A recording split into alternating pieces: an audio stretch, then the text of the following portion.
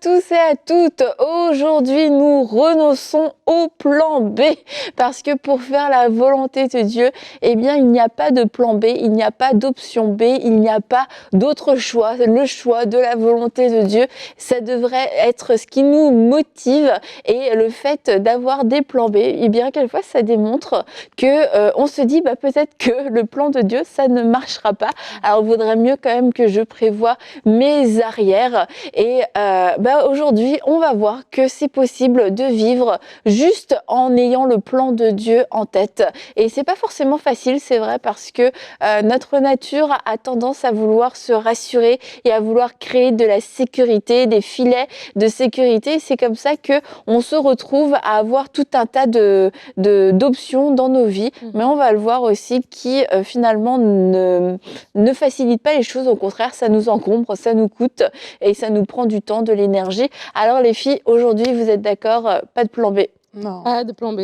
Pas de plan B. C'est juste nous. Il y a juste nous. Exactement, Nadine. Tu n'es pas un plan B, je compte sur toi à 100%. Mais tu sais que quand tu parlais juste dans ton introduction, il y a une anecdote que Michael a racontée l'autre fois que j'ai trouvée vraiment intéressante. Il parlait de... C'est une histoire vraie, hein, je crois. Je sais pas en tout cas, il l'a vu ou il l'a entendu. Oui, voilà. Peut-être tu la connais mieux que moi, tu pourras la raconter mieux que moi, peut-être. Non, parce que je connais la version de Michael, mais donc Okay. c'est la même que toi. D'accord. Donc c'est genre, c'était un peuple, je crois, qui devait aller conquérir un autre peuple. Et chaque fois qu'ils allaient, ils se faisaient battre, ils revenaient et tout ça. Et au bout d'un moment, ils ont décidé de retourner conquérir ce peuple-là, mais de détruire leur navire. Donc, ils n'avaient pas de plan B, ils n'avaient pas de moyen de revenir à la mer pour repartir sur leur île à eux. Et du coup, c'est cette fois-là qu'ils ont réussi à maîtriser et puis à prendre la possession de l'endroit où ils étaient. Et en fait, c'était juste l'idée de, lorsque dans notre tête, on a des éventualités, on a des plans B, on a d'autres façons, d'autres moyens, en fait, de s'en sortir. Du coup, on s'investit moins dans notre plan A, entre guillemets. Et donc, je crois que ça, c'est déjà un élément à comprendre alors qu'on veut faire la volonté de Dieu, alors qu'on est en début d'année, on veut se lancer, être à l'écoute de Dieu, de se dire, je veux vraiment être à son écoute, donc ça veut dire qu'il n'y a pas une autre option. Il n'y a pas une autre option, donc je veux me donner à 100% à l'entendre et à suivre sa voix. Et lorsqu'on se donne entièrement, c'est vraiment là qu'on peut tirer le meilleur et qu'on peut donner le meilleur de nous-mêmes. Et ça, c'est quelque chose à prendre en ligne de compte, que ce soit un plan B par rapport à ton couple, par rapport à ton travail, par rapport à ta vie avec le Seigneur. Vraiment de décider de se donner entièrement. Et des fois, les choses ne marchent pas parce que même nous-mêmes, on n'y est pas totalement entièrement. Et hier, on a parlé de faire confiance à Dieu. Je crois que c'est important aussi dans la prière de demander à Dieu, c'est quoi son plan pour nous? Et lorsque Dieu nous révèle, il ne va pas nous donner toute la fin jusqu'à nos 100 ans, mais il va nous donner quand même une idée générale. Et à ce moment-là, on va se décider de commencer à marcher étape par étape, à aller avec lui. Mais vraiment, déjà, dans notre tête, ne nous disons pas, il y a la volonté de Dieu, mais au cas où il ne vient pas, j'ai aussi moi j'ai déjà ma propre volonté aussi, qui est quand même bien, que je pourrais déjà commencer à faire. Ça fait rire. C'était salutant. C'était salutant. Oui, c'est ça. D'accord. C'est vrai que Michael l'a raconté, c'est différent. Bon, vous irez suivre Michael sur Bonjour chez vous, la raconter de façon meilleure. Je vais vous dire comment moi j'ai appris que les plans B n'étaient pas une bonne option. J'ai déjà un peu parlé de ça dans mon témoignage. Là, c'est une vraie anecdote. D'accord. Non, c'est que je vous avais j'avais raconté dans mon témoignage comment, quand j'ai perdu tous mes papiers, je me suis sentie comme au bord de... j'avais plus d'issue, c'est comme ça que je me sentais. Et je me rappelle, j'avais appelé une dame qui travaillait au ministère de l'immigration que je connaissais. Elle est partie... elle a vu mon dossier et puis elle m'a dit, Aurélie, je vais te dire quelque chose. En fait, tu n'as pas que perdu tes papiers, tu t'es fait radier. Donc, le jour où elle m'a dit ça, j'ai eu l'impression qu'on me poignardait ce jour-là. C'était comme, c'était la goutte de trop à mes yeux. Et à ce moment-là, j'étais comme, je me sentais vraiment coincée de tous côtés. Et j'ai eu une réflexion, je me suis dit, mais comment est-ce que quelqu'un qui est coincé de tous côtés peut faire, en fait? Et je pense que vraiment, c'est le Saint-Esprit qui m'a conduit. J'ai vu l'histoire de Daniel dans la fosse au lion. Et puis, dans ma méditation, je me disais, mais en fait, quand tu es devant un lion, la seule issue, c'est que le lion, il te bouffe, quoi. Il n'y a pas d'autre issue possible. Mais comment ça se fait que Daniel est resté dans cette fosse au lion et qu'il n'y a rien qui se soit passé pour lui? Et là, j'ai compris que lui n'avait plus d'option vu qu'il était juste lui et le lion. Mais la seule option qu'il avait, il fallait une intervention divine. Et je vous assure, c'est comme ça que moi j'ai compris que tous les autres plans ne sont pas des plans en fait, puisque par la suite, dans mon propre témoignage, j'ai vu vraiment comment Dieu a agi alors que tout ce qu'on me disait était négatif. Et quelquefois, c'est ça en fait, c'est que l'être humain, malheureusement, attend souvent de se retrouver dans une situation où il n'a plus d'option pour pouvoir oser lever son regard vers Dieu, pour que Dieu puisse intervenir dans sa situation. Mais la réalité, c'est que Dieu doit être notre premier réflexe et le plan de Dieu doit vraiment être le plan qu'on embrasse pleinement. Et je veux vous dire, vraiment, n'attendez pas d'être au pied du mur pour pouvoir vous dire, et si j'acceptais enfin le plan de Dieu, et si c'était ça ma solution ultime, parce que sincèrement, Dieu a des bons plans. On a parlé de faire confiance à Dieu. Il a des projets de paix et de bonheur. Et aujourd'hui, j'aimerais vous... c'est souvent inconfortable hein, quand on décide de délaisser nos propres plans pour faire confiance à Dieu. On entre parfois dans une position d'inconfort parce que oui, quand tu es devant un lion, quand tu es au pied du mur, tu es inconfortable. Et l'être humain n'aime pas cette position d'inconfort. C'est pour ça qu'on a des boîtes à l'intérieur de nos têtes, comme ça, où on sait que, OK, si ça ne fonctionne pas, je vais aller là, ou plutôt je vais aller là. Mais aujourd'hui, j'aimerais vous encourager à laisser toutes ces choses de côté, en fait. Acceptez de laisser ces choses de côté.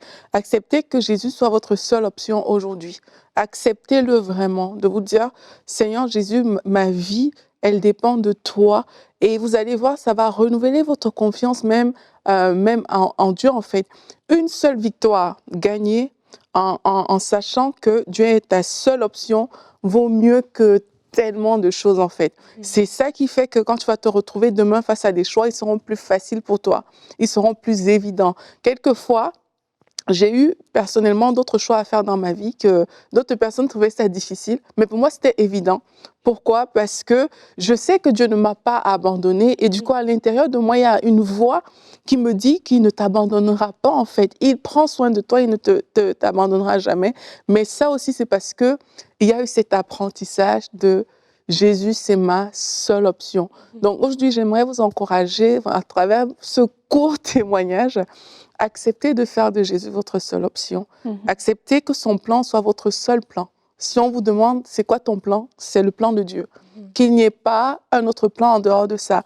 Et parce que vous avez accepté ça, je le vois alors que je suis en train de... J'ai ces pensées qui montent dans mon cœur. Ça va vous faire, vous qui nous écoutez, dire non à quelque chose. Et il y a des gens même, alors que je suis en train de dire ces paroles, je sens que vous étiez déjà engagés sur un chemin. Il y a des choses auxquelles il va falloir renoncer tout simplement. Il y a des propositions qui vous ont été faites et vous vous dites, OK, mais il faut peut-être que j'aille dans ce sens. Mais vous savez à l'intérieur de vous que ce n'est pas le plan parfait de Dieu. Alors acceptez aujourd'hui de dire non. Et il y a même certaines personnes parmi vous, vous avez bâti votre année 2023 sur un ensemble de projets, mais qui au fond, c'est pas ça le projet de Dieu pour votre vie. Acceptez, même si ça fait mal, de renoncer à ce projet-là pour vous ouvrir tout simplement à la volonté parfaite de Dieu pour votre vie. Et ça me rappelle, Aurélie, quand nous, on est arrivés ici au Canada, on était à l'immigration. Et à l'immigration, bah, tu vois toujours des scènes hyper déchirantes. Nous, on a présenté notre dossier et tout, bon, voilà. Mais il y avait des gens qui étaient là, ils étaient dans l'avion en plus avec nous, un couple. Et je ne sais pas pourquoi, mais en tout cas, ils étaient refusés. Et tu vois que c'était des gens qui n'avaient pas de plan B. Ils avaient, j'imagine, en tout cas, je ne les connais pas, mais ça avait l'air tellement horrible comme situation. Ils appelaient, ils essayaient, ils sortaient plein de papiers et tu voyais que il y a pas de plan B pour nous. Faut nous laisser rentrer dans le pays. Et bon, j'avoue que je ne connais pas la fin de l'histoire parce que on a dû partir nous. Mais de voir ça, tu te dis, ils étaient prêts à tout. Franchement, ils auraient été prêts à tout, à remplir tout ce qu'il fallait, à faire tout ce qu'il fallait. Et quelquefois, bah, tu sais, c'est ça qu'on n'a pas fait parce que s'ils n'avaient pas eu de plan B, franchement, ils ne se seraient pas battus autant. Ils auraient dit, OK, bah, on va revenir, on va rentrer, on va trouver une autre solution. Et encore dernièrement, une famille me racontait aussi, et ils ont changé de pays. Et en changeant de pays, ils avaient décidé de garder leur maison en location de là où ils étaient. Et en fait, le Seigneur leur a dit, non, vendez votre maison. Et pourquoi ? Parce que tu dis, c'est sage de garder ta maison en location, mais je crois que comme tu l'as dit Aurélie, dans certains cas, bien, le fait de faire certaines choses, de garder certaines choses, c'est pour avoir une sécurité. Donc, c'est pas mauvais que de garder sa maison en location, mais peut-être que pour vous, c'est encore une attache, c'est un plan B, c'est quelque chose qui vous rassure parce que dans votre tête, c'est une porte de sortie. Si ça marche pas ici, on va pouvoir rentrer. Et le fait de vendre, le fait de laisser, le fait de vraiment couper, tu te dis, bon, bah là, il n'y a plus, on a brûlé les bateaux, comme l'histoire que Mickaël a racontée. On a brûlé les bateaux. Et je crois que c'est des choses, on doit être sensible aussi au Saint-Esprit. Ce qui peut fonctionner pour l'un, ne fonctionne pas pour nous. Pour nous, c'est vraiment un bateau qu'on a besoin de brûler. Ah oui, mais l'autre, il a gardé sa maison. Oui, mais toi, si c'est ça que le Seigneur te met à cœur, bien, tu as besoin de brûler ce plan B. Plan B comme plan bateau. Que fais-tu sur le bateau? Mais hier, on parlait de faire confiance à Dieu et aujourd'hui, on parle des plans B. Et en fait, des fois, il y a des choses aussi qu'on fait parce qu'en fait, on a un raisonnement à l'intérieur de nous. Là, comme tu dis, il y a une distinction à faire parce qu'il y a de la sagesse dans la vie et avoir une épargne, avoir une maison de location, il n'y a rien de mal à ça. Il y a de la sagesse. Mais d'un autre côté, il y a des personnes où c'est notre motivation qui n'est pas bonne. Parce que ces choses-là deviennent notre sécurité. On se base là-dessus au cas où le Seigneur n'intervient pas comme on espère qu'il va le faire. Et c'est à ce moment-là que ça devient dangereux. Et je reviens un petit peu à ce que Aurélie disait tout à l'heure. Je crois que pour certaines personnes, il y a besoin d'aller vers Dieu pour qu'on puisse épurer nos motivations. La Bible nous disait, hier on a prié par rapport à ça, à renverser les forteresses, à amener les pensées captives à l'obéissance de Christ. Et des fois, il y a des personnes qui sont quelque part, sans le vouloir, ils aiment contrôler en fait. Et le fait d'avoir des plans B, pour eux, c'est un contrôle. Le fait de faire confiance à Dieu, c'est comme si ça les insécurise. Ils ont peur, en fait. Et ça revient encore à la confiance, ça revient à la peur qu'on a à l'intérieur de nous. Donc, il y a des personnes vers qui Dieu va vraiment appuyer là-dessus parce que c'est vraiment dans votre personnalité déjà. C'est comme quelque chose qui est à l'intérieur de vous. Et pour quelqu'un d'autre, peut-être, ça peut paraître de la sagesse, mais pour vous, au fond de vous, vous savez que, en fait, c'est un besoin de contrôle que vous avez. Et c'est ce besoin de contrôle qui fait que vous avez toujours un plan B. Même quand Dieu vous a parlé de façon claire, de façon précise, vous avez toujours tendance à avoir une route de secours. Et ça, c'est important de faire confiance au Seigneur. On ne peut pas avancer, on ne peut pas dire j'avance avec Dieu en même temps on avance dans nos propres plans. C'est deux trucs différents en fait. Soit on avance avec lui, soit on avance avec notre propre plan. Et la plupart d'entre nous, on avance avec nos propres plans. Et comme disait Aurélie, c'est lorsqu'on arrive devant un mur que « Ah, Seigneur, où es-tu? Interviens dans ma situation. » Et Dieu te dit « Mais si tu me fais juste confiance et que tu me tiens par la main et tu fais confiance à ce que je t'ai dit, ben, je suis un Dieu qui est fidèle et je ne veux pas te laisser tomber en cours de route. » Donc, ne pas avoir de plan B, je crois, pour certaines personnes, si vous vous reconnaissez comme étant quelqu'un de contrôlant, comme étant quelqu'un qui a besoin de contrôler, qui a besoin de planifier 5 ans à l'avant, j'ai besoin de savoir où je serai dans 5 ans, dans 10 ans, dans 15 ans. J'ai besoin de voir tout ça parce que ça me rassure dans mon cœur. À ce moment-là, je crois que cette émission va vous aider aussi à déposer les armes devant le Seigneur, entre guillemets, et de dire, on est en début d'année, c'est aussi un domaine dans lequel on doit prendre un nouveau départ. Et quelquefois, c'est dans les finances aussi qu'on peut on peut être challengé. Et Joanie d'Angleterre nous a envoyé cette question et elle se demande, je ne m'en sors pas financièrement, devrais-je prendre un deuxième emploi alors que je suis déjà débordée? Donc Joanie nous demande ça, puis Nadine, je pense que tu es la bonne personne pour pouvoir y répondre. D'accord, oui, je suis la bonne personne pour répondre. J'allais faire une blague, mais après j'ai dit non. Oui, je suis la bonne personne. Je crois, Joanie, déjà, félicitations d'écrire à Allo les filles. Vous savez que vous pouvez envoyer vos questions à allolesfilles@emcitv.com et de nous partager ce challenge que tu vis.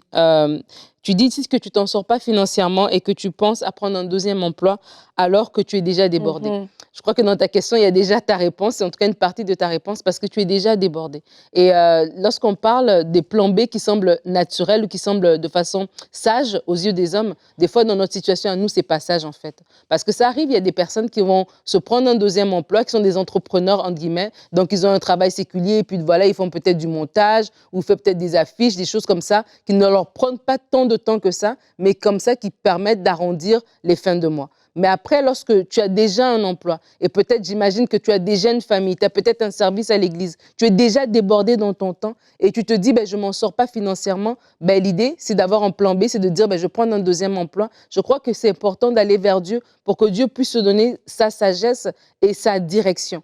Parce que tu peux dire que oui, je prends un deuxième emploi, ça peut m'aider pour financièrement à court terme, mais parce que tu es déjà débordé, ça rajoute la charge mentale à ton niveau, ça rajoute de la charge sur ton corps, au niveau de ton horaire, au niveau de ta fatigue. Donc, tu solutionnes une chose, entre guillemets, à court terme, mais tu te crées d'autres problèmes à long terme dans d'autres domaines. Donc moi, je t'encourage vraiment à venir vers le Seigneur en lui disant, Seigneur, je sais que je te fais confiance, que tu es le Dieu qui dit que tu habilles les lys des champs. Voici ma situation financière. Quel est ton regard sur ma situation financière? Et des fois, oui, ça peut être que c'est juste un moment, voilà, il y a une période comme ça un peu difficile, une période un peu creuse qu'il faut, voilà, rajouter des choses. Mais des fois, c'est juste revoir notre gestion. Des fois, Dieu est un Dieu de faveur. Et c'est comme au lieu que toi, tu penses que tu dois faire 3-4 emplois pour subvenir à tes besoins, mais la grâce, la faveur de Dieu t'ouvre des portes comme ça, te donne une augmentation salariale, te donne un loyer, une maison avec un meilleur loyer, etc., te permet de vivre de façon décente, de façon bonne,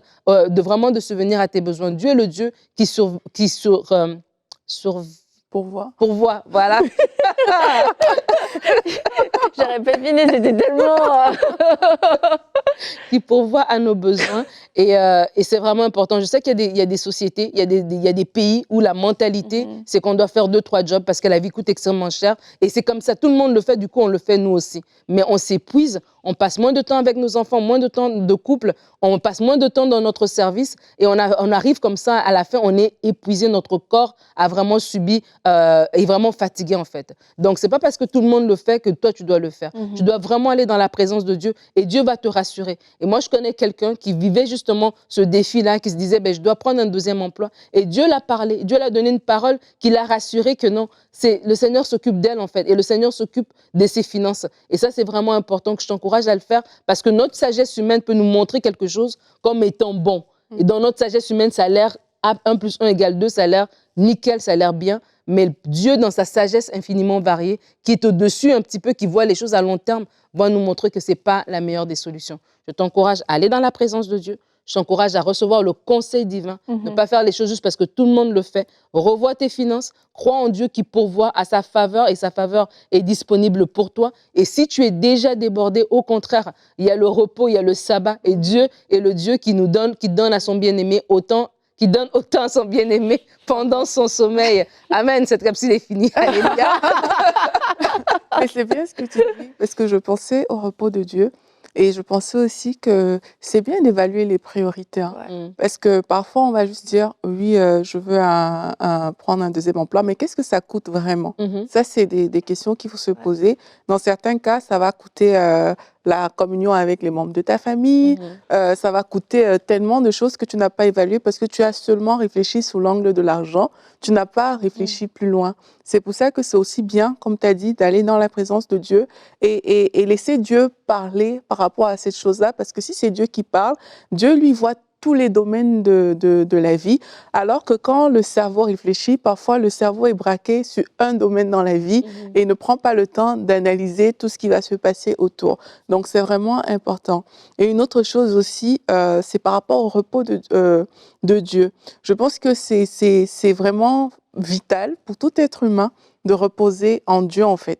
Parce que c'est de là où cette force va venir justement pour pallier à certains manques, pour avoir la force de dire « je fais confiance à Dieu ». Comme tu as dit, en vain, vous levez-vous le matin et vous couchez-vous tard le soir. et Dieu appelle ça le pain de douleur.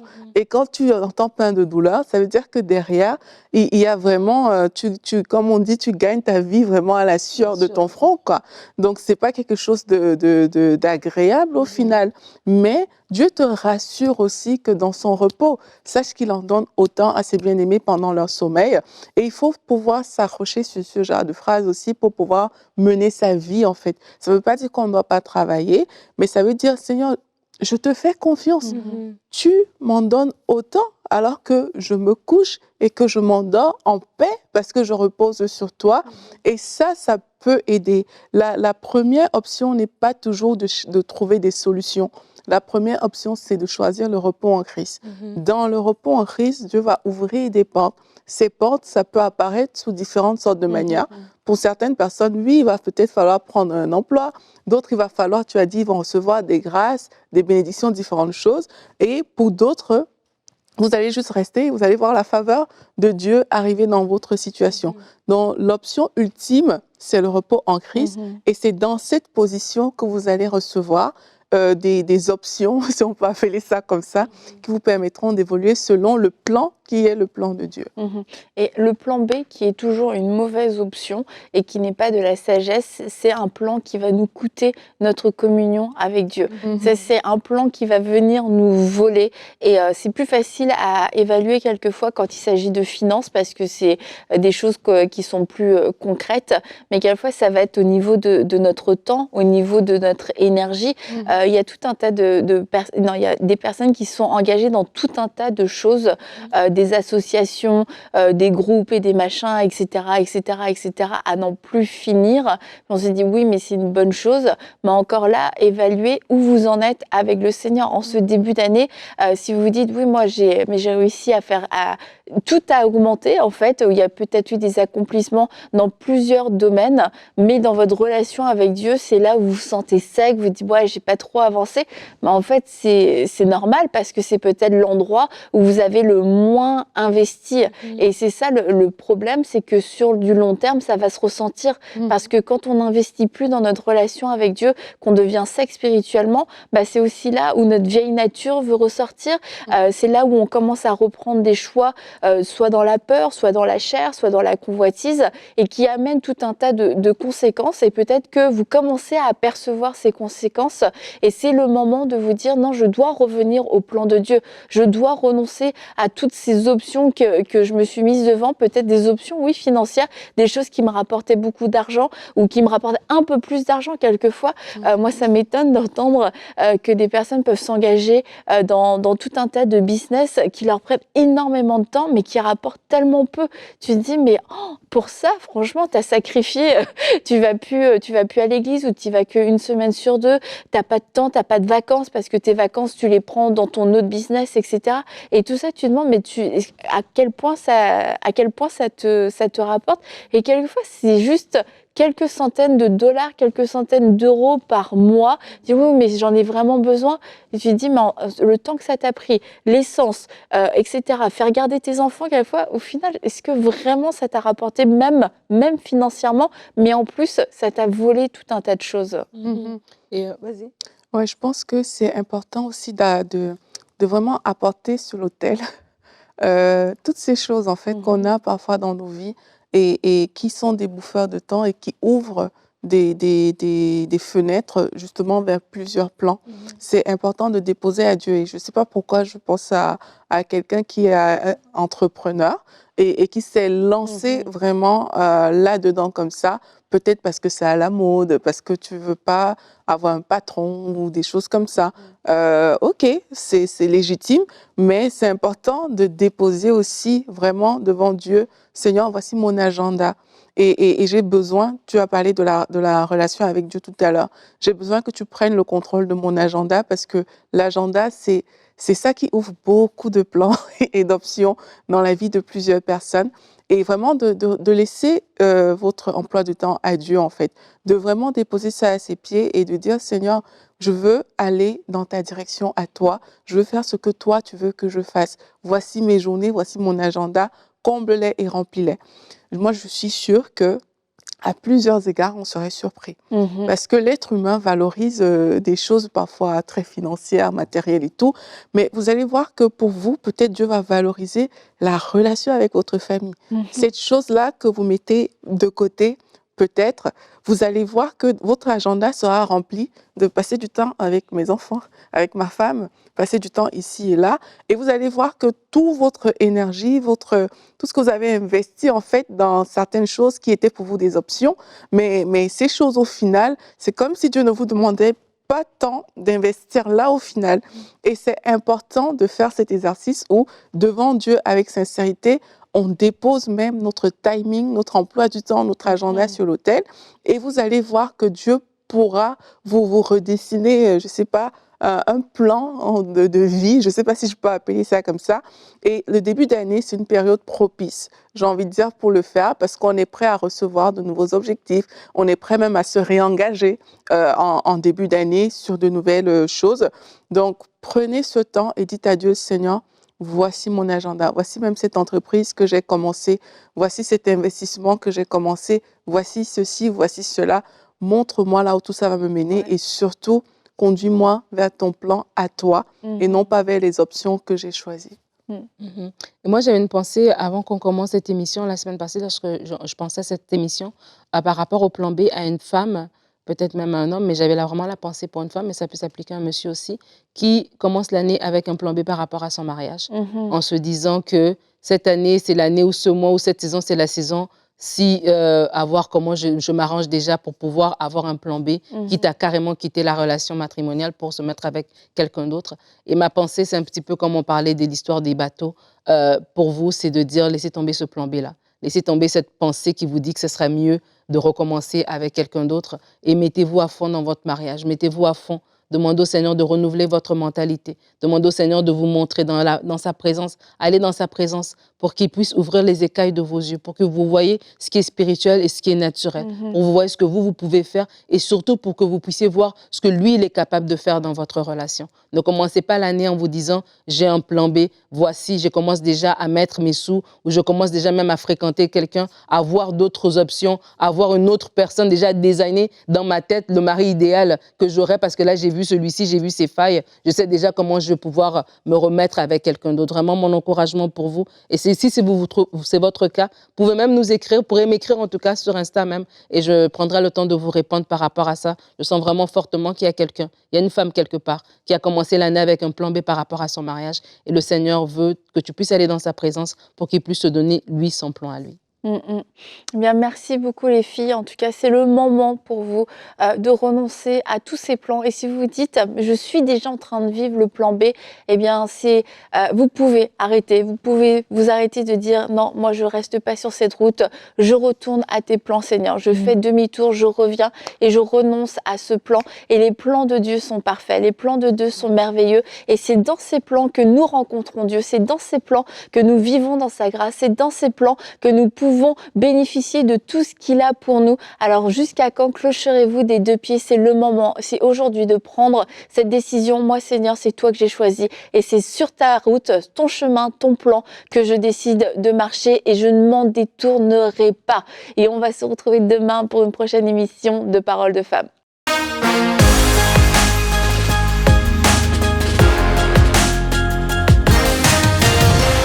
Dans ce lieu, dans cet auditorium, Frank, nous croyons que nous allons recevoir parmi les plus grands serviteurs de Dieu de la planète qui vous béniront par leurs enseignements. Et on croit qu'on va vivre des temps très, très forts parce que Dieu fait de belles et de grandes choses dans ces temps de la fin. Et on croit que de ce lieu, les gens vont pouvoir être bénis là où ils se trouvent dans leur maison. Et non seulement ça, mais que des personnes, Jérémie, vont venir de partout pour être rafraîchis spirituellement. On croit que Dieu veut faire de belles choses dans la francophonie et qu'il n'a pas terminé d'agir avec force et puissance par son esprit. Ça va être extraordinaire, ça va être glorieux et tout ça, ça va être rendu possible grâce à vos dons. On vous encourage à rejoindre dès maintenant les 5000 semeurs et faire votre don sur emcitv.com/5000. Soyez bénis. Semons dès maintenant pour vivre une grande moisson à travers les projets du Centre EMCI. Pour faire votre don, rendez-vous sur emcitv.com/5000. Vous pouvez donner en une seule fois ou en plusieurs mensualités.